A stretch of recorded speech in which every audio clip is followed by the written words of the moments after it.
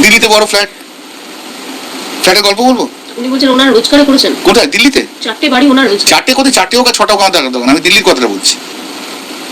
সে রোজগার করে করতেই পারে, আমার কোনো আপত্তি নেই, আমার তার রোজগারের সঙ্গে আমার কোনো সম্পর্ক নেই। মিস্টার ব্যানার্জি, আপনাকে আমি জানিয়ে রাখি, রচনা বন্দ্যোপাধ্যায় একমাত্র হিরোইন পশ্চিমবাংলায় যে মিস্টার বচ্চনের সাথে কাজ করেছে, আপনি বোধহয় জানতেন না। যে বলে রাজনীতি থেকে বিদায় হতে না হতে টসে পড়লেন রচনা ব্যানার্জি। সত্যি কি রচনার এত টাকা? রাজনীতির দান? কত কোটি টাকার মালিক আমাদের দিদি নাম্বার 1?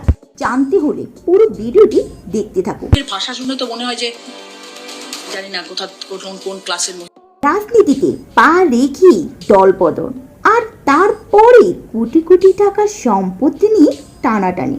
তৃণমূলের প্রবীণ নেতা কল্যাণ বন্দ্যোপাধ্যায় এবার সরাসরি আক্রমণ করেছে রচনা ব্যানার্জিকে।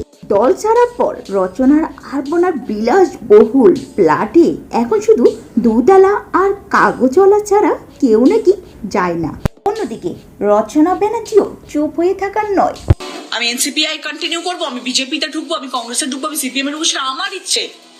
আমি রিজাইন করবো কেন? তোমরা বলছো বলি রিজাইন করে দেবো। তোমরা কে হে হরিদাস পাল? কল্যাণ বন্দ্যোপাধ্যায়ের এই ব্যক্তিগত আক্রমণে জবাবে তিনি ছক্কা হাঁকিয়েছেন। রচনা বন্দ্যোপাধ্যায় তিনি স্পষ্ট ভাষা মনে করে দিয়েছেন তিনি কোনো রাজনীতি টাকায় আরবানার ফ্ল্যাট কেনেননি। রচনা আরও বলে, সাউথের সুপার স্টারদের সাথে কাজ করেছি, বলিউডের অমিতাভ বচ্চনে হিরোইন ছিলাম, কারো দয়া নয়, 30 বছরের ক্যারিয়ারে সততা আর নিজের উপার্জনে এই ফ্ল্যাট কিনেছি।